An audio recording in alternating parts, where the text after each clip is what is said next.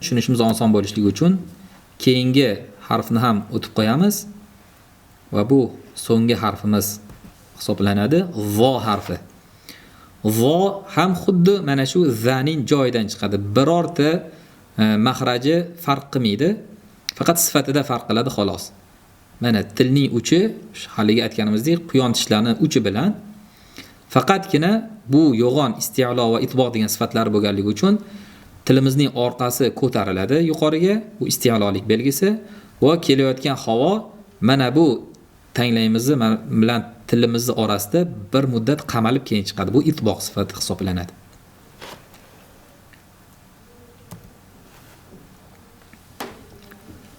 Vo bu ham xuddi shunday zaga o'xshash vizillash kerak.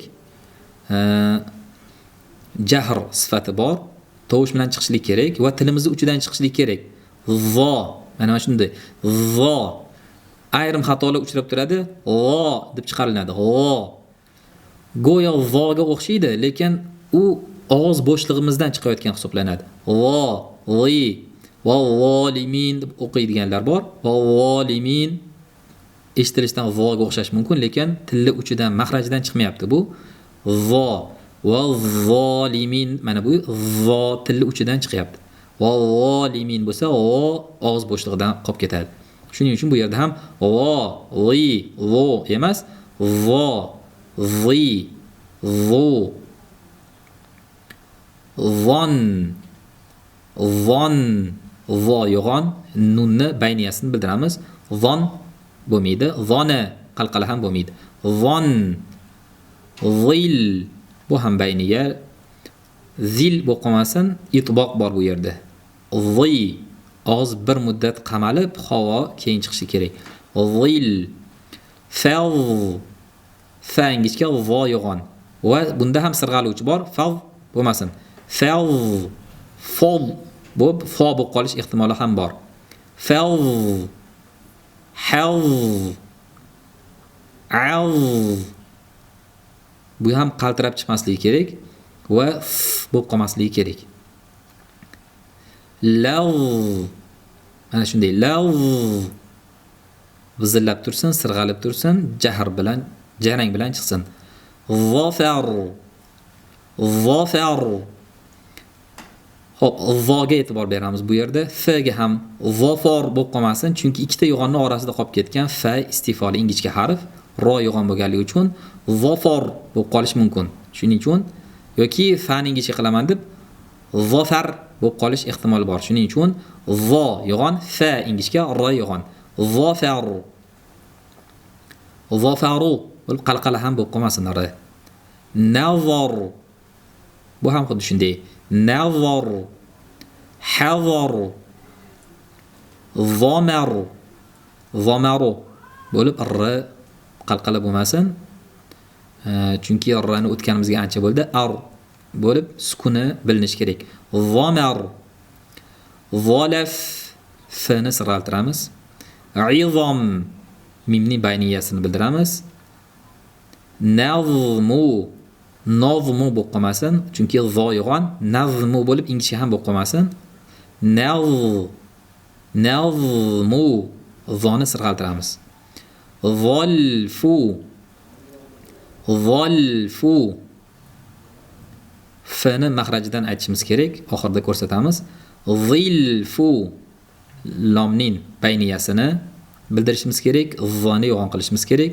Hizlu bir muddat sirg'aladi. Hizlu.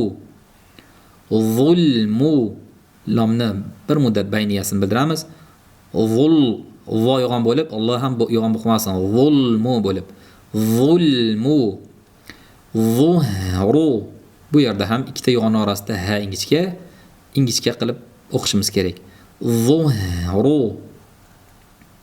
Azhar. Az ha ingichka, vo yo'g'on, ha ingichka, ra yo'g'on. Azhar. Azfar. Bu ham xuddi shunday. Mazhar. Bu ham ma ingichka, mazhar bo'lmasin.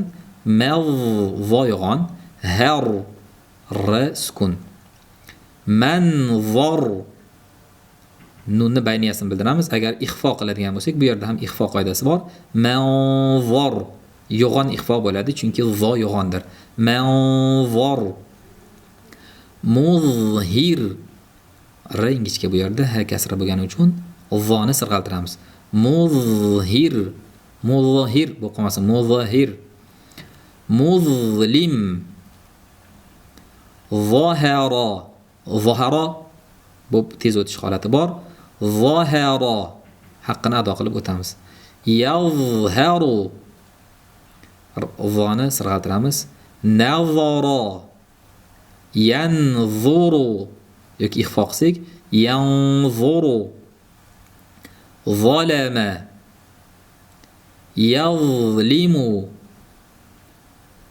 intazama ixfo qilsak intazama yantazimu yantazimu ista'zama sinni sirg'aluvchi roqavaligini aynni bayniyaligini yasta'zimu sin sirg'aladi ayn bir muddat yasta'zimu. Mana bu yerda bizning zga taqqosilanadi gohida. O'zi aslida har xil hammasi 4 ta z bor deyiladi, lekin 4 ta bir-biriga yaqin bo'lganligi uchun shunday ishlatiladi. Hammasi ham z deyilmaydi. O'sha yaqin bo'lganligi uchun 4 talovi yonma-yon ajratib olinglar degan ma'noda bu yerda berilgan. Zafar zafar bu ham z, bu ham z. Mahraji bitta. Umuman o'zgarmaydi. Boshqacha ekan deb tilni u yoqqa bu yoqqa olib qochish kerak emas. Z da qanday tursa, zoda ham xuddi shunday. Faqat zoda aytganimizdek havo qamaladi, tilimiz orqasi ko'tariladi. Bunda tilimiz pastga tushadi, havo yoyilib chiqadi. Zafar zafar hazar hadar. Mana buni ayniqsa ajratib olish kerak. Zo bilan bot bir xil talaffuz qilish ehtimollari ko'p. O'tgan darsimizda botda ham aytib o'tgan edik. Bunda sirg'alib chiqadi.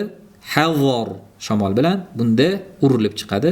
Hadar zahru bahru.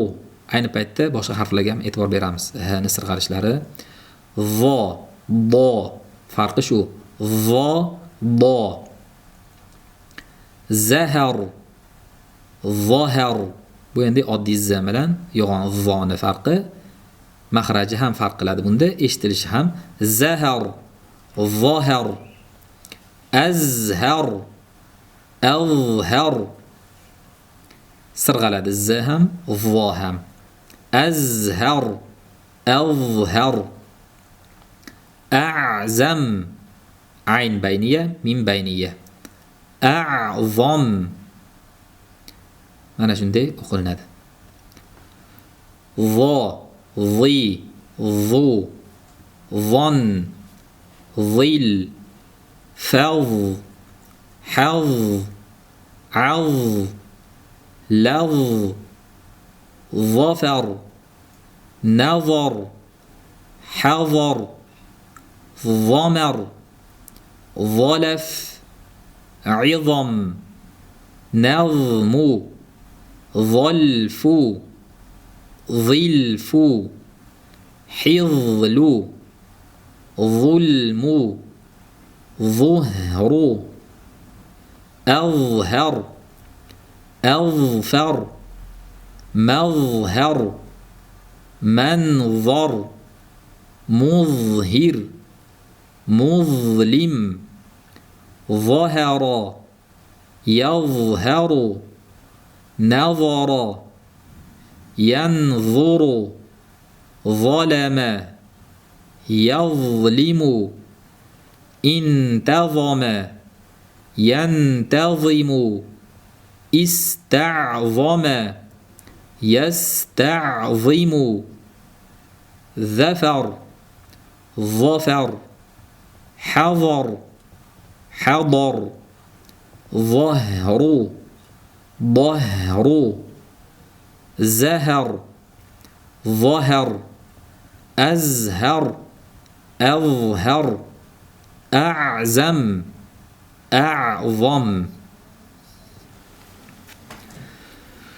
Endi og'zimizga qarab tursak, bir ikkita murakkabroq joyi o'tgan, shu joyi aytib o'tamiz.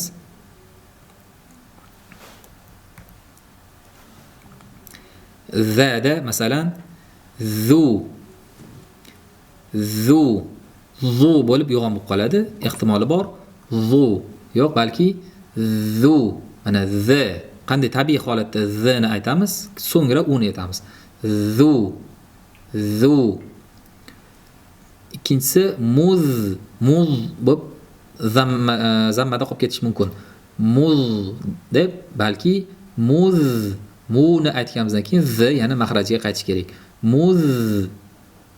Xuz ham xuddi shunday. Xuz bo'lmaydi. Xuz. Uz bu ham xuddi shunday.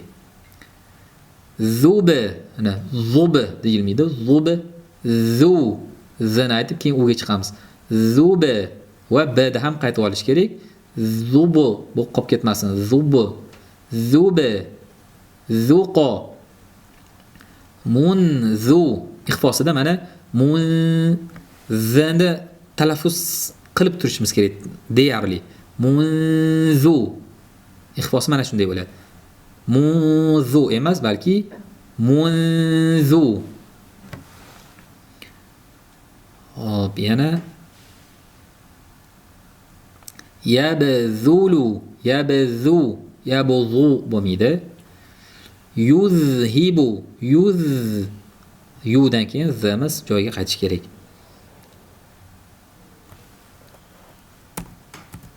Hop, vo harfida esa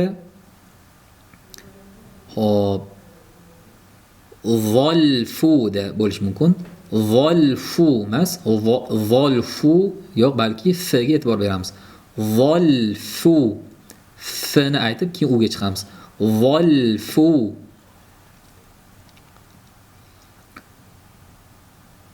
Hop, zulmu bo'lmasin, zulmu, zullada la yoyamiz. Zulmu keyin ma da yana chiqadi. Zuhru da ham xuddi shunday.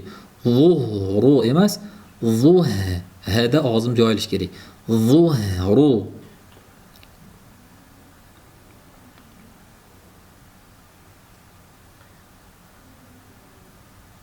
Qolganlari uncha mushkil emas. Demak, voda yana e'tibor beradigan jihatlarimiz yon tomondan chiqib ketib qolish kerak emas. Havo vo bo'lib vo. Tilli uchidan bu yer umuman ishtirok etmaydi. Ya'ni vo, zi, zu mana shunday talaffuz qilinadi.